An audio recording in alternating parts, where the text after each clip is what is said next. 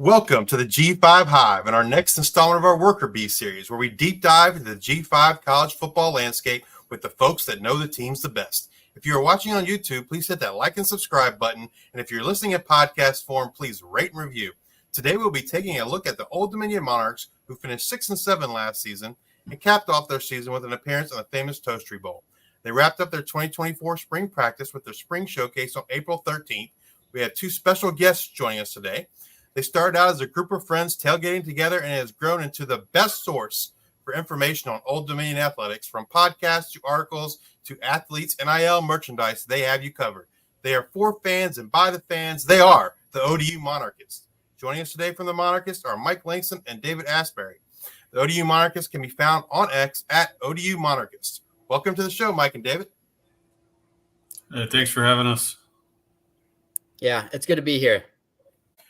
For those not familiar with the Monarchs' offensive style, how would you describe it to them? It's wide. It's fast. If you've watched Tennessee football at all, it's a good kind of baseline for what we're doing. We're doing things a little bit differently, but for the most part, the receivers are split out wide, which is going to create a lot of holes for the offense, either in the running game or the passing game. It opens field, plays downfield, but really, to me, this is a rushing-based offense, and you could see that last year with how much we improved as a rushing team. Didn't matter who was getting the ball; they were gaining yards, and that's going to be no different this season. I think.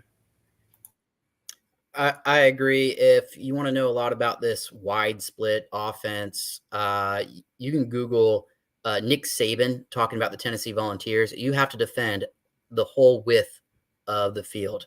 There's going to be wide receivers stacked on both sides, and it's kind of a pick your poison. Do you want to cover those receivers or you want to prevent the run?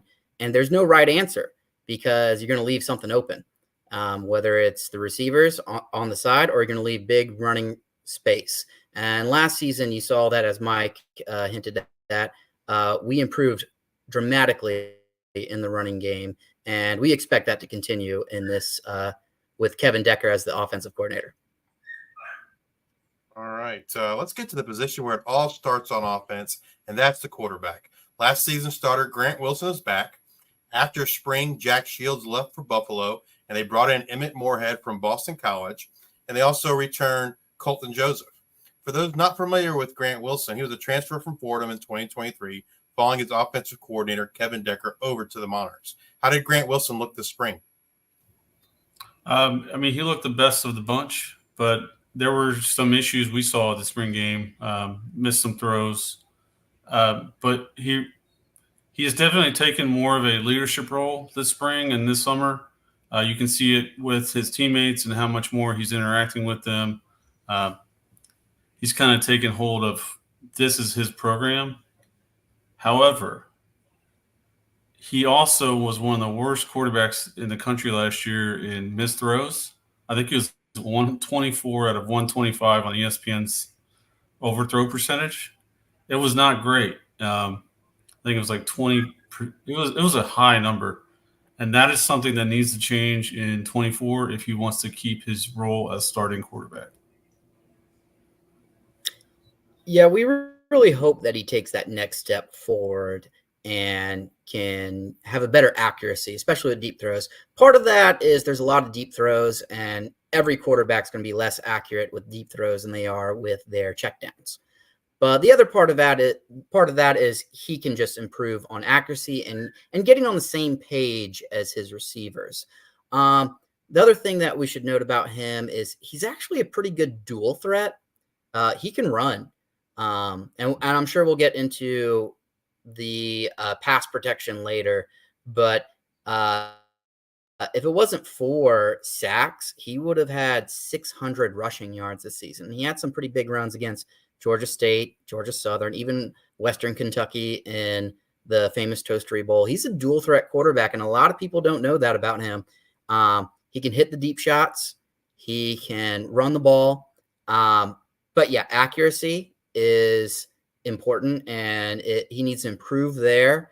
And Emmett Moorhead is coming in, and I I think Grant Wilson entering his 4th season under this offense will be the guy on week 1, but he definitely has a lot to prove, a lot left in the tank, and I look excited to see how he's going to do against South Carolina. So with them bringing Moorhead in, Colton Joseph returning, if you guys had to guess who would be the number 2 behind Wilson, who do you think that might be? I think it's going to be Emmett. Colton kind of took a step back in the spring. He wasn't playing that freewheeling style that made him so popular among his teammates in the fall. I'm not sure what happened, but to get him back to where he was, it's going to take a lot. Emmett, on the other hand, has arm talent that no one else on this team has, and if he can make the right throws in practice, he's really going to be pushing Grant for that starting role. Because Ricky did say this job is still open, though he gave the edge to Grant with his leadership and his knowledge of the system. If Emmett can come in and hit the ground running, it's going to be really interesting to watch that position group. And I think if Wilson is the I starter agree. week Joseph 1, is still. Oh, go ahead. if Wilson is the starter week 1, this will be the first time under Ronnie we've had back-to-back same starters, right? Yeah, that's correct. It's been a while. It's I don't know who was the last one before this. Was it? It was Taylor, right? Because David Washington Taylor Heineke was the last. Back-to-back. Wow. Washington didn't start in 2015. Yeah. So if Schuler Wilson Bentley starts week 1 this season, he'll be the first quarterback to start week 1 in 2 consecutive seasons since Taylor Heineke did it in 2013 and 2014. So it would be a big accomplishment to have some consistency at quarterback. I agree with Mike that Colton is he was a freshman, true freshman last year. I think he's still learning, still developing, and I think the top 2 spots are going to be Grant Wilson and Emmett Moorhead from Boston College. Emmett Moorhead had some really high highs at Boston College, but he couldn't lock down that starting position there. But at the same time, he wasn't there in spring ball. I think Emmett Moorhead still has to learn this offense in the fall to really compete with Grant Wilson. And it's that reason why I think Grant Wilson's going to be the guy week 1. But at the same time, who knows what's going to happen at fall camp. All right, let's move over to the running game. This room will look a little bit different than it did in 2023 with the top 3 running backs from a year ago having gone. That leaves us with Devin Roche as the leading rusher returning from this room. They did bring back, they brought in Aaron Young from Rutgers and Bryce Duke from Virginia Tech via the transfer portal, both of which were who were there in the spring. And then, Kadarius Callaway left, Keyshawn Wicks and Obisani entered, I believe, after the spring game. What did you guys think of this running back room in the spring? I really like Devin Roche. The coaches do too. That's why they wanted to preserve that red shirt for him last year. He's going to be a very good back for us, especially like a third down guy, someone that can change a pace. His speed is second to none on this roster, but I really like the addition of Aaron Young and Bryce Duke. Aaron Young kind of brings a nice veteran quality to the room. And then Bryce Duke is someone they're excited that he can make plays in multiple different ways out of the backfield as a running back or as a pass catcher. I've heard that they might try to use him more interestingly than we've seen backs used under Ricky. He could be running up. He could be lining up as like kind of a fullback, tight ends, kind of transitioning throughout the field, moving him all over the place to make plays. And they're very high on Bryce Duke. Yeah, I'm really excited about this running back room, which is a really strange thing to say after the top 3 running backs actually left. You had Kadarius Callaway go to California, Obisani and Keyshawn Wicks are in the transfer portal. But they brought in Aaron Young, Aaron Young is a legacy. His older brother, Jordan Young, was a linebacker for us. and one of the best linebackers we've ever had before Jason Henderson came here. And he was a change of pace back for Rutgers, and he scored some pass catching touchdowns. And you can say the same thing about Bryce Duke at Virginia Tech. And then Mike stole what I was going to say about Devin Roche, that he was a true freshman last year, and the coaching staff very specifically only let him play for regular seasons games so he wouldn't burn his red shirt. So we got 3 really good running backs that fit this system, that fit what Ricky, Ronnie, and Kevin Decker want to do on the offense. I think this offense fits them like a glove, and I think they're going to fit it like a glove. I think our running game is going to be very good this season. So you guys mentioned Aaron Young, Bryce Duke, and Devin Roche, and then even Tariq Sims looked, in my opinion, looked really good in the spring game. In the past, we've seen a pretty heavy, running back by committee or rotation, if you will, under Coach Ronnie. Do you expect that to continue this year? And do you think it's going to be a 3-man committee, a 4-man committee, or what do you think? There's so much talent in this group, in this room, that the committee way is probably the smartest way. You're going to preserve the guys from injury because you're not going to have anyone overworked. You're also going to get a lot of fresh carries and touches out of these guys. And you're also not going to waste talent on the bench because they're not getting touches. So the committee way makes the most sense for this group, in my opinion. And you saw last year, it was mostly by committee. It was Keyshawn Wicks one week, it was Kadarius Callaway another week, it was Obisani getting his touches, it was Devin Roche getting his touches. I definitely think it's going to be a running back room by committee. But, and you mentioned Tariq Sims. Tariq Sims had a very good spring. He made some big plays in the spring practices that they posted on Twitter. And then at the spring game, he had some very big runs. And if he's the 4th running back in the room, that just speaks to how deep this position group really is. So I do think ODU is going to have a very good running game, even when we get the 4th or even 5th back in there. Do you think there'll be like really well-defined roles? Like, Devin Roche, I think it's definitely, a change of pace back. He's a much smaller guy. Is there a guy you see as like maybe the short yardage goal line guy or the guy that gets like, or 2 guys, last year, even though we had a rotation, Wicks and Callaway got the majority of the carries. You think maybe that's Duke and Young, or what do you guys think? Yeah, it's likely going to be Duke and Young. I know last year injuries kind of dictated a lot for this room, but for this group, I mean, they're the veterans. They're the most talented guys. I don't know. It makes the most sense to just have those 2 getting the majority of the carries. But still, Sims, Roche, I think there's others on this group that can even make plays. You don't want to just rely on those 2 guys all the time. So, yeah, it'll be interesting to watch. Right. We still don't know what fall camp's going to happen. I know Devin Roche had a pretty short goal line run during the spring game, which looked pretty promising for who's going to be the goal line back for him and for the team. But fall camp hasn't happened yet, so it's kind of hard to say which back is going to be the guy.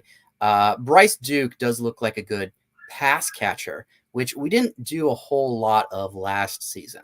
So I'm very interested to see if Aaron Young and Bryce Duke can open up the check downs to running backs catching the ball out of the backfield and getting some yards.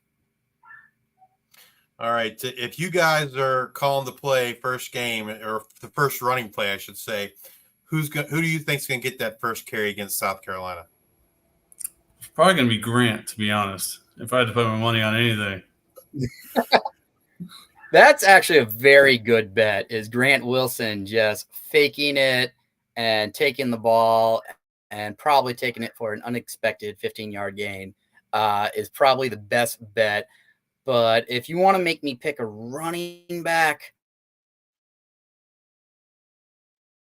I'm going to say Aaron Young. He's a super senior. He's very, I think he's RB1. But again, Bryce Duke may be RB1, he may be RB2. It may not even matter. They may get, the exact same amount of carries.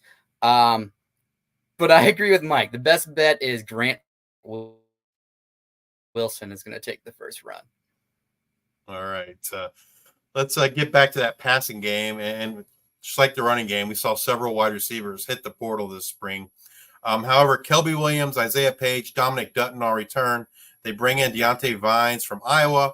And then after the spring, they brought in Dallas Sims from Minnesota, and Peanut Houston came over from Missouri. How did the wide receivers look in the spring? Deontay Vines is a star in the making if he can continue to play like he has. He had an insane catch in the spring game. The guy is just super talented. Obviously, he hasn't had a lot of work catching balls in college in that Iowa offense, but not many people have in that Iowa offense. I don't know. I'm really excited about this group as a whole. I've never seen them add this much talent in one offseason, and it's pretty exciting. Yeah, Deontay Vines, I just have this image of my head of him just on the sideline thinking, what is going on, while the rest of the Iowa offense is just famously inept while he was there. So they actually raced, and they did 10-yard races, and Dominic Dutton was a track star at South Carolina before transferring to ODU. He was famously the fastest guy at ODU. Deontay Vines beat him. He might be the fastest guy at ODU now, is Deontay Vines. So in a 10-yard dash. So I'm super excited to see Deontay Vines at the spring game. Deontay Vines had a big, deep touchdown catch that was very well covered by Rashid Reason. It's everything you want to see as a fan of the cornerback playing well, the wide receiver playing well, the quarterback playing well, deep pass, touchdown. Like that's what you want to see. I'm also very excited to see Miles Alston actually had a very good spring. He won the spring offensive award, and then he had a lot of catches in the spring game. None of them super flashy, but he had a good quantity of catches. Very excited to see Isaiah Page come back for his senior year. Isaiah Page is one of Ricky Ronnie's first recruiting classes, and he's a very good slot receiver. He had a great game against JMU. I agree with Mike. This is a very good receiver room, and this offense looks much better than it has been in the past. I'll add the spring game. One thing we saw that they did not do a whole lot of last season were those short and intermediate throws, which changes the whole dynamic of this offense. You can take those easy passes, keep moving the ball downfield. You tire out the defense more, but you're also getting more rhythm for the quarterback and the receivers. And if they continue to build on those short and intermediate throws, this offense is going to take that step in the second year that the coaches expect to take and need to take. So with the guys leaving, that vacates around 151 targets that are gone. How do you think those targets are divvied up? Do you think we see like a true wide receiver one, or it'll be more like last season where we spread the ball around quite a bit? I think Deontay is going to be your clear number one. I'm really interested to see what these guys coming in can do. Fidel Pitts hasn't been mentioned. He's a JUCO receiver out of California. He's got a lot of talent. Was pursued by a lot of the Sun Belt schools. He could play immediately. You got Peanut Houston, who's mentioned, who might be one of the highest rated players ever out of high school in Atlanta at Old Dominion, but he hasn't had a lot of opportunity. And then you got Dallas Sims, who was a 4-star or a high 3-star, maybe low 4-star receiver to Minnesota, only lasted there in the spring and then ends up at Old Dominion. That's a recruiting win for us, in my opinion. I mean, he was really highly sought after not that long ago. And he might be one of those types that can play immediately. You add that to the group of Kelby and Dutton and Page, and then Alston and Lott, and you got a pretty good receiving room that I don't know if we haven't been able to say that in a while with how deep this group could be. But injuries kind of come out of nowhere, and you never know what's going to happen. So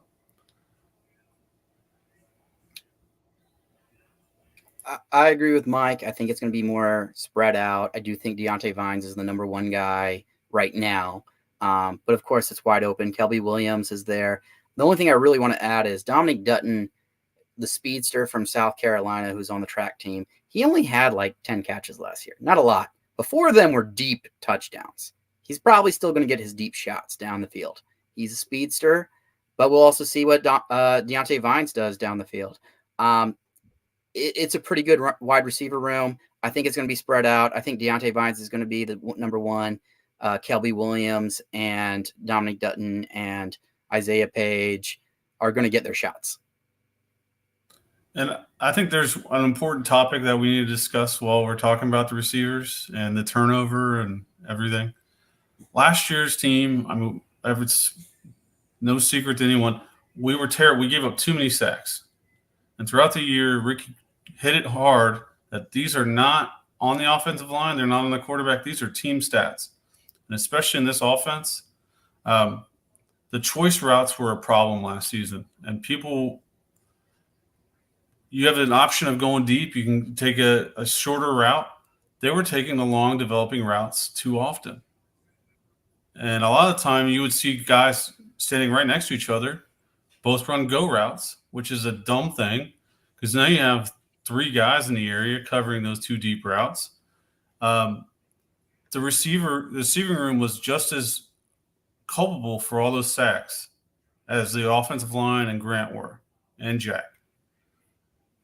I think with the type of guys they brought in, we have a smarter receiving room that is capable of running these routes the way they're meant to be ran. So I'm hopeful that means a much more efficient and better passing attack in 2024.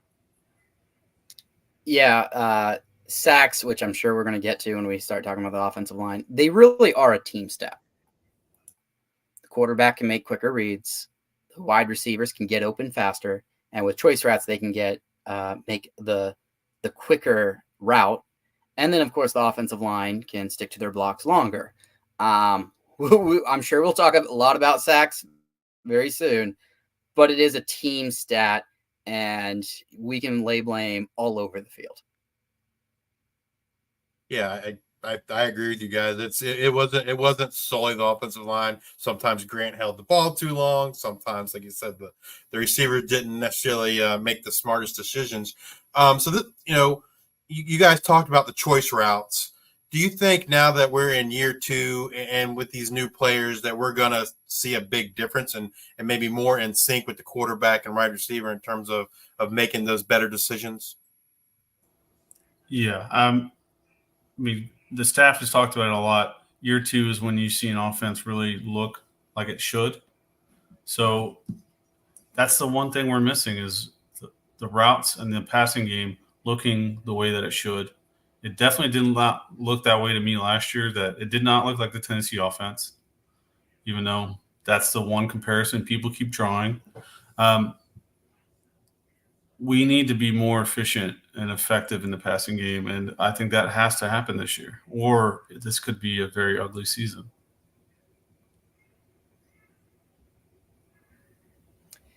Yeah, and there's a lot of turnover in the wide receiver room, and we have a new wide receiver coach, actually. Kansas State fans may recognize Cody Cook, who played some reserve quarterback for Kansas State when he was a wide receiver. He was a quarterback coach, a wide receiver coach at Hutch Community College, and he is now our new wide receiver coach. And he was a grad assistant at Tennessee, so he knows this offense. He knows the room, and another year under Kevin Decker at the offensive coordinator, we'll have this offense more in sync. All right, let's move over to the tight ends. Last season it seemed like the tight ends had to stay in and block more than maybe the coaches had thought. But can you guys describe for someone that maybe has never seen a game how the tight ends should be utilized in this offense? So, I mean, we've seen him put out wide. We've seen him put in on the line, basically as like a kind of a fullback. They keep calling it a tight end, but it's Like an basically a H-back. fullback staying in to block for the running backs and the quarterback. Jalen Butler might have been our best running blocker and pass blocker last season. I don't think we had that success on the ground without him. But the guy is a talented playmaker, and he just didn't have a lot of opportunity last year to do that because of our issues blocking in the passing game. But yeah, he should be lining up all over the field. And we just haven't seen that yet. Yeah, Jalen Butler's biggest play last year was probably a 2-point conversion at App State. And that was a very important play. But we ended up winning by a touchdown, so it didn't ultimately matter. But at the same time, like, he got open, he caught the ball, big 2-point conversion. And that was like the biggest play I saw him make all season.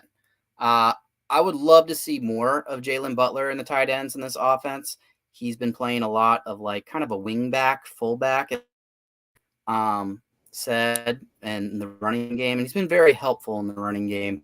But he has a lot of talent. And if we can open up the tight ends in this offense, that will open up a whole lot more that this offense can do. Yeah. So I like to call it an H-back because it's really not a tight end the way we're using it. Right. I've asked Ricky that question. He goes, "No, it's a tight end. It's a tight end." Yeah, I remember that one. If you want to think back to those Redskins teams with Chris Cooley, that is what we should be seeing from Jalen Butler and the other tight ends this season. Someone that's going to be there to block on a running play, or maybe pop out for a screen or going deep at times. Like, they could literally do anything with him with the tight end position in this offense. But the pass blocking has to be better, or I'm not sure they'll free him up to do what he can do. All right. We've talked about it a lot. Let's move over to this offensive line. And they do need to fill some losses. So we lose Chris Adams to Memphis. Guard Leroy Thomas and center Xavier Black have graduated. That leaves us with tackle Santana Saunders and guard Stephon Dubois-Bourne as the only returners. What did the staff do in the offseason to kind of fill these losses? Well, first thing they did was make sure they brought in a center, and they did that with Barlev.